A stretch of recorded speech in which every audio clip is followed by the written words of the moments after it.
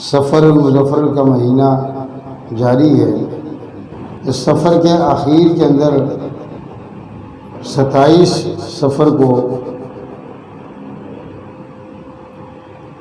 12-13 ستمبر 14 ہجرت نبی کو نبی کریم صلی اللہ علیہ وسلم نے ہجرت فرمائی۔ مکہ المکرمہ کو چھوڑ کر مدینہ المنورہ آپ صلی اللہ علیہ وسلم تشریف لے گئے۔ اس سفر کو سفر ہجرت کہتے ہیں۔ اس حوالے سے مناسب معلوم ہوا کہ کچھ باتیں ہجرت رسول صلی اللہ علیہ وسلم کے بارے میں بتا دی جائیں تاکہ ہمیں پتہ چلے کہ ہجرت کرنا دین کے لیے، اسلام کے لیے، قرآن کے لیے، اللہ کے لیے، اپنے وطن کو چھوڑنا، اپنی جائے ولادت کو چھوڑنا، یہ کتنا دشوار ہے، کتنا مشکل ترین کام ہے۔ نبی کریم صلی اللہ تعالی علیہ وسلم 53 سال مکہ المکرمہ میں رہے۔ کتنے سال جی؟ 53 سال۔ 40 سال کی عمر میں نبوت ملی، اس کے بعد 13 سال آپ صلی اللہ علیہ وسلم دعوت و تبلیغ کا کام کرتے رہے، اعلانیہ بھی، خفیہ بھی، انفرادی بھی، اجتماعی بھی، جیسے جیسے ممکن ہوا۔ نبی علیہ السلام چین سے نہیں بیٹھے، آرام سے نہیں بیٹھے، بے چین رہے، بے آرام رہے، دن رات ایک کیا مخلوق خدا کو جہنم سے بچانے کے لیے، دن رات ایک کیا مخلوق خدا کو جنت کا راستہ دکھانے کے لیے، دن رات ایک کیا مخلوق خدا کو گمراہی سے، ضلالت سے بچانے کے لیے، دن رات ایک کیا مخلوق خدا کو ہدایت کے راستے پر لانے کے لیے۔ بڑی جد و جہد و بڑی کوشش کی۔ کفار مکہ آپ صلی اللہ تعالی علیہ وعلی آلہ واصحابہ وسلم کے مقابلے میں آ گئے۔ ہر ممکن کوشش کی کفار نے کہ حق کی آواز کو، محمد کی آواز کو دبا دیا جائے، حق کی آواز کو، محمد صلی اللہ علیہ وسلم کی آواز کو دفنا دیا جائے، اس آواز کو بالکل خاموش اور چپ کرا دیا جائے۔ لیکن اس نور کو پھونکوں سے کیسے بجھائیں گے جس نور کو اللہ چمکانے والا ہو؟ اگر قوت والوں کا، طاقت والوں کا اللہ سے مقابلہ ہو جائے تو عقل نقل اس بات کا تقاضا کرتے ہیں کہ اللہ تعالیٰ جیت جاتے ہیں، اللہ تعالیٰ غالب آ جاتے ہیں، اللہ تعالیٰ کامیاب ہو جاتے ہیں۔ آج تک کوئی بھی قوت والا، طاقت والا اللہ رب العزت سے مقابلہ نہیں کر سکا، نہ کوئی کر سکتا ہے، نہ کوئی قیامت تک کر سکے گا۔ اب نبی علیہ السلام کے پیچھے اللہ تعالیٰ کی قوت تھی، اللہ تعالیٰ کی طاقت تھی۔ لکھا ہے کہ دار الندوہ، یہ ان کا ایک اسمبلی ہال تھا، میٹنگ ہال تھا، وہاں بیٹھ کر سارے کفار مکہ مشورہ کرتے تھے، بھائی بتاؤ اس معاملے میں کیا کرنے۔ بڑے بڑے کافر اکٹھے ہو گئے، ابو جہل، عقبہ بن ابی معیط اور 12-14 کافر اکٹھے ہوئے۔ ان میں شیطان لعین بھی آیا، مشورہ کیا، میٹنگ ہوئی، اسمبلی کا اجلاس ہوا کہ بھائی یہ جو بندہ کہتے ہیں کہ اللہ کی طرف آ جاؤ، ایک اللہ دکھ سکھ دینے والا، ایک اللہ زندہ کرنے والا، وہ اللہ جو موت کے بعد دوبارہ اٹھانے والا، وہ اللہ جو عزت و ذلت دینے والا، اس آواز کو بند کیسے کیا جائے؟ کسی نے یہ مشورہ دیا کہ نبی علیہ السلام کو گرفتار کیا جائے، زنجیروں میں رسیوں میں باندھ کر جکڑ کر انہیں کسی ستون سے بند کمرے میں ڈال دیا جائے، باندھ کر کوئی ملنے نہیں آئے گا تو یہ تڑپ تڑپ کر ترس ترس کر مر جائیں گے، حق کی آواز بند ہو جائے گی۔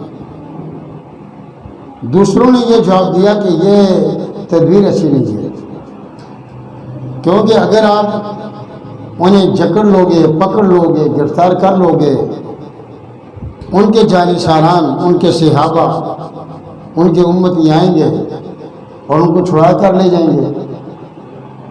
کچھ اور تدبیر سوچو۔ تو انہوں نے کہا جی ان کو یہاں سے جلا وطن کر دو، مکہ المکرمہ سے ان کو نکال دو۔ اس کا جواب یہ دیا گیا کہ نکالو گے تو باقی سارے لوگ بھی وہاں چلے جائیں گے، وہاں کے اپنے گینگ گروپ بنا کر، جماعت مضبوط بنا کر پھر تمہارا حملہ آور ہوں گے، پھر کیا کرو گے؟ شیطان آیا ایک شیخ کی صورت میں، معزز لباس کی صورت میں، اور کہا کہ میرا ایک مشورہ ہے، اگر تمہیں پسند آئے۔ پوچھا بھائی تمہارا کون سا؟ اس نے کہا کہ ایسا کرو، مکہ کے اندر بڑے بڑے قبائل ہیں، 12-15، ہر قبیلہ کا ایک ایک بندہ تلوار لے کر ایک ہی مرتبہ حملہ آور ہو جائے نبی علیہ السلام پر، تاکہ وہ شہید ہو جائے، دنیا سے پردہ کر دیں، چلے جائیں۔ اب نبی علیہ السلام کے صحابہ کس کس سے بدلہ لیں گے؟ کیونکہ سب نے کٹھا مارا ہے، سب کی تلواریں کٹھی لی ہیں، اجتماعی قتل ہوا ہے، اتنے بڑے قبائل ہیں، دیت رہ جائے گی تو 200-400 اونٹ دے کر ہم دیت ادا کر لیں گے، تو حق کی آواز کو دبا دیا جائے گا، حق کی آواز کو دفنا دیا جائے گا۔ ابو جہل نے کہا واہ جی واہ جی واہ جی، زبردست مشورہ ہے، یہ کام بہت اچھا ہے، کیونکہ ہمارے قبائل زیادہ ہیں، قوت والے ہیں، طاقت والے ہیں، نفری ہماری زیادہ ہے۔ اگر ہمارے کم از کم 100 بندے اپنے ہاتھوں میں 100 تلواریں لے کر ایک ہی مرتبہ حملہ کریں گے تو نبی علیہ السلام کے ماننے والے صحابہ کس کس سے انتقام لیں گے، کس کس سے بدلہ لیں گے؟ وہ تھوڑے ہیں، ہم زیادہ ہیں، ہمیشہ کر لیتے ہیں۔ انہوں نے رات طے کی، وقت طے کیا، اور کہ اس وقت کے اندر یہ 100 بندے جا کر نبی کریم صلی اللہ تعالیٰ علیہ وسلم کے گھر کا محاصرہ کریں گے، نبی علیہ السلام کے گھر کا احاطہ کریں گے، نبی علیہ السلام کے گھر کا مبارک کا گھراؤ کر لیں گے۔ اب ایک تدبیر لوگ چل رہے ہیں اور ایک تدبیر اللہ رب العزت چلا رہے ہیں، بتائیے کامیاب کون ہوگا؟ اللہ کے مقابلے میں کون آ سکتا ہے؟ اس واقعے سے 2-3 دن پہلے نبی علیہ السلام ابو بکر صدیق رضی اللہ تعالیٰ عنہ کے گھر تشریف لے گئے۔ نبی علیہ السلام کی شادی اس وقت ابو بکر صدیق رضی اللہ تعالیٰ عنہ کے گھر اما عائشہ صدیقہ رضی اللہ تعالیٰ عنہ سے ہو چکی تھی۔ نبی علیہ السلام نے دستک دی، پوچھا کون؟ فرمایا محمد صلی اللہ علیہ وسلم۔ فرمایا تشریف لائیں۔ فرمایا ابو بکر اپنے آل خاندان کو، گھر والوں کو پردہ کرا دو۔ فرمایا جی آپ ہی کے گھر والے ہیں، میرے گھر والے کون سے؟ سارے آپ کے گھر والے ہیں، عائشہ آپ کی بیوی ہے، میں آپ کا سسر ہوں، آپ خود یہاں پر موجود ہیں اور یہاں کوئی نہیں، آپ تشریف لائیں۔ نبی علیہ السلام تشریف لے گئے اور کہا کہ ابو بکر ہجرت کا اللہ تعالیٰ کی طرف سے حکم آ چکا ہے۔ ابو بکر صدیق رضی اللہ تعالیٰ عنہ فرماتے ہیں میرے اللہ کے حکم فرمایا تم میرے ساتھ چلو گے۔ ابو بکر صدیق رضی اللہ تعالیٰ عنہ نے فرمایا کہ میں 4 مہینے سے مسلسل پیپل اور ببور اور دوسرے قیمتی درختوں کے پتے اور جھاڑیاں کھلا کھلا کر 2 اونٹیں میں نکال کر رکھی ہیں، وہ صرف اس لیے کہ ہجرت کے طور پر وہ اونٹیاں ہمیں کام آئی ہیں۔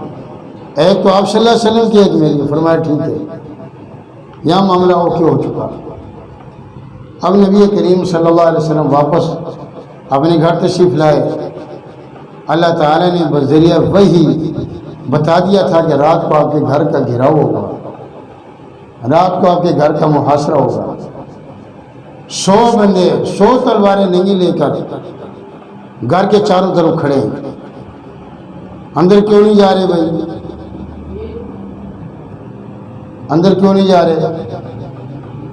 اس وقت کا کافر بھی آج کے مسلمان سے اس غیرت کے اعتبار سے بہتر تھا کہ اندر خواتین ہوں تو غیر محرم کے اندر جانے کا حق نہیں بنتا۔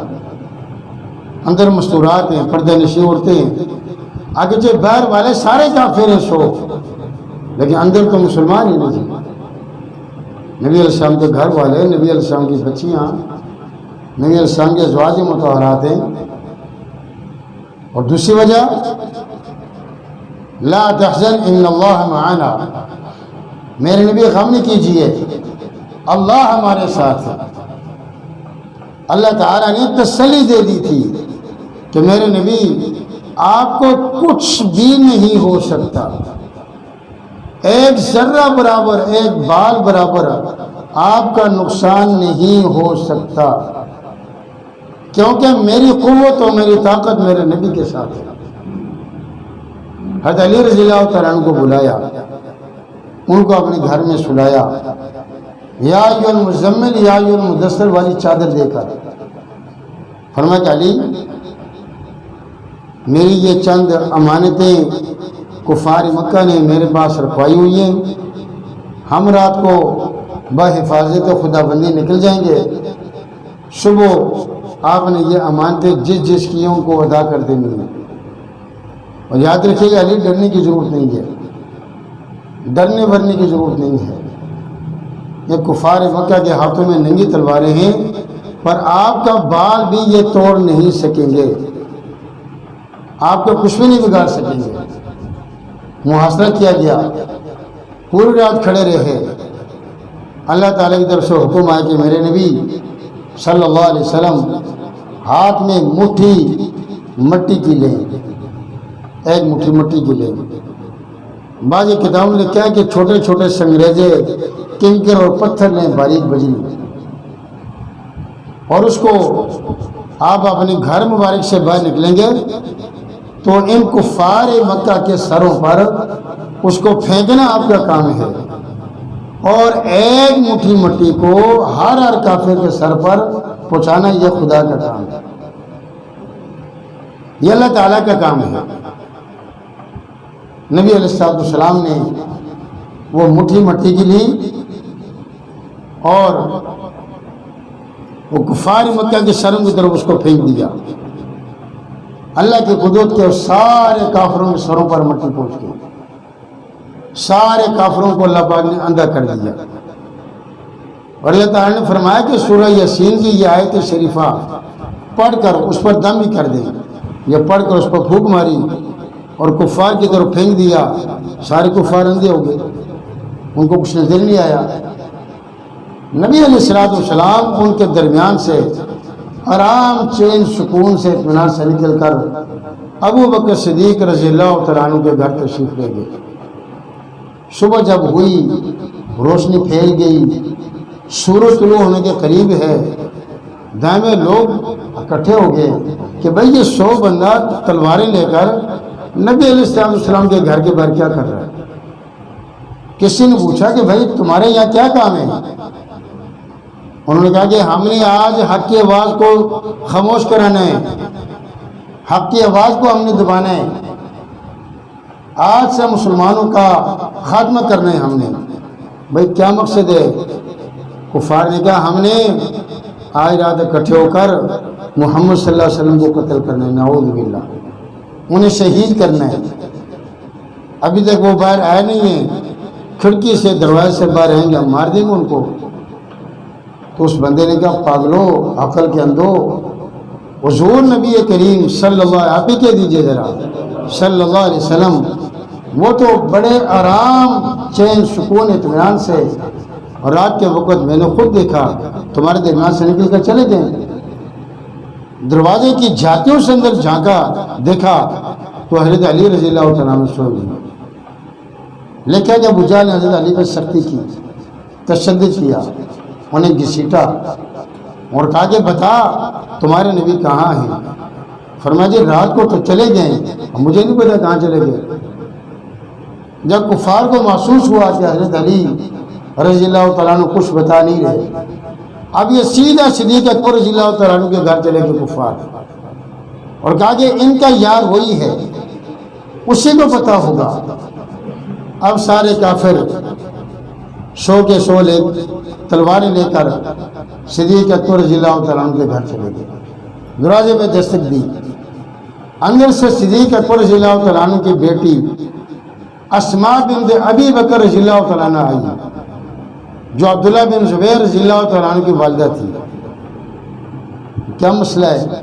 تمہارے ابا کہاں ہیں؟ تمہارے ابا کے یار کہاں ہیں؟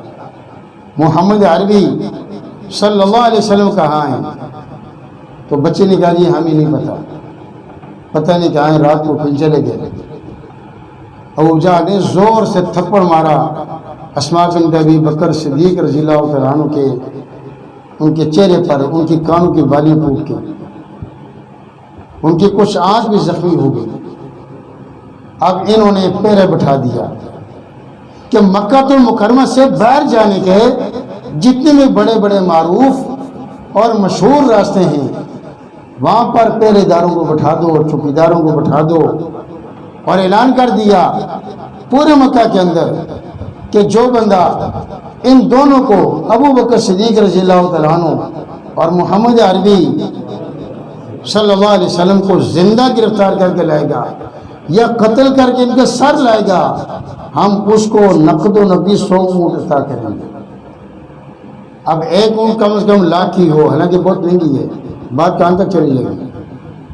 لالچ، ہر بندے نے بھاگنے کی کوشش کی۔ جو کھوجی ہوتے ہیں وہ راستے کے پاؤں کے نشانات دے کر پہچان لیتے ہیں یہاں سے کون گزرا ہے اور کہاں تک پہنچا ہے، یہ پاؤں کے نشانات کہاں تک جا رہے ہیں، وہ بھی پیچھے لگ گئے۔ صدیق اکبر رضی اللہ تعالیٰ عنہ نے پہلے سے پوری ترتیب بنائی ہوئی تھی۔ اپنی گھر والی سے کہا کہ آپ نے کھانا پکانے، اور ان کا بیٹا تھا عبداللہ، اس کا کہ بیٹا آپ نے یہ کھانا 3 دن غار سور تک پہنچانا ہے۔ صدیق اکبر رضی اللہ تعالیٰ عنہ کا غلام تھا عامر بن فہیرہ رضی اللہ تعالیٰ عنہ، وہ بکریاں چراتا تھا، بھیڑ دمبے چھتریاں چراتا تھا پہاڑوں پر، اور اس کو کہا کہ تم نے یہ بکریاں، یہ جانور اسی راستے پہ لے جانی ہے جس راستے پہ ہم جائیں، تاکہ ہمارے نشانات قدم جانوروں کے پاؤں کے نیچے مٹ جائے، کوئی ظالم وہاں تک ہمارے نشانات قدم کو دیکھ کر پہنچ نہ سکے۔ اب جو پورے اپنے خاندان کو، پورے اپنے گھر والوں کو صدیق اکبر رضی اللہ تعالیٰ عنہ نبی علیہ السلام کو غلام بنا دیا۔ یہ سعادتیں ہر ایک کو نہیں ملتی، یہ سعادتیں اللہ نے صرف صدیق اکبر رضی اللہ تعالیٰ عنہ کی قسمت میں لکھی ہوئی تھی۔ یہ سعادتیں، یہ قسمتیں، یہ نصیب کی باتیں یہ مقدر والوں کو ملتی ہیں۔ نبی کی خدمت، ایک بچی نبی کی بیوی عائشہ صدیقہ رضی اللہ تعالیٰ عنہ، دوسری بچی کو نبی کا خادمہ بنا دیا، کھانا پکا کر پہنچا دو، خود نبی علیہ السلام کے ساتھ چلے گئے، پورا گھر پیش کر دیا۔ اب جی یہاں سے دونوں یار حضور علیہ السلام اور صدیق اکبر رضی اللہ تعالیٰ عنہ ابو بکر رضی اللہ تعالیٰ عنہ کے گھر سے نکلے غار سور کی طرف۔ رات کا اندھیرا ہے، تاریکی ہے۔ حضور صلی اللہ علیہ وسلم کے پاؤں مبارک دیکھا کہ آپ صلی اللہ علیہ وسلم کے پاؤں مبارک کچھ زخمی ہیں، اور آپ علیہ السلام پونچوں پر چل رہے ہیں۔ کیونکہ پورا پاؤں نیچے لگائیں گے تو وہ کھوجی اس کو پہچان لیں گے۔ ابو بکر رضی اللہ تعالیٰ نے فرمایا کہ میں نیچے بیٹھتا ہوں، آپ صلی اللہ علیہ وسلم میرے اوپر سوار ہو جائے۔ اس دور کے اندر نوکیلے پتھر، نوکیلے کانٹے، جھاڑیاں، کوئی منظم راستہ آج بھی نہیں ہے، تو اس دور میں کہاں راستہ ہوگا بھائی؟ اب تو جدید دور ہے۔ صدیق اکبر رضی اللہ تعالیٰ عنہ نے نبی کریم صلی اللہ علیہ وسلم کو اپنے کندھوں پر اٹھایا، او پہاڑ کی چوٹی پہ لے کے چلے گئے، وہاں جا کر نیچے اتارا تو اندر جانے لگے۔ نبی علیہ السلام فرمایا نہیں، آپ رک جائیے، آپ اندر نہیں جائیں گے۔ پوچھا وجہ؟ فرمایا پہلے میں جاؤں گا، اس غار کی صفائی کریں گے، ستھرائی کریں گے، کوئی کیڑا مکوڑا، کوئی زہریلا جانور آپ علیہ السلام کو تکلیف نہ پہنچا دے، اذیت نہ پہنچا دے۔ ابو بکر رضی اللہ عنہ اندر چلے گئے، اپنی چادر کو پھاڑا، اپنی پگڑی کو پھاڑا اور اس کا کپڑا بنا کر غار کے اندر کی صفائی کی، جو کوڑا کر کے باہر پھینکا۔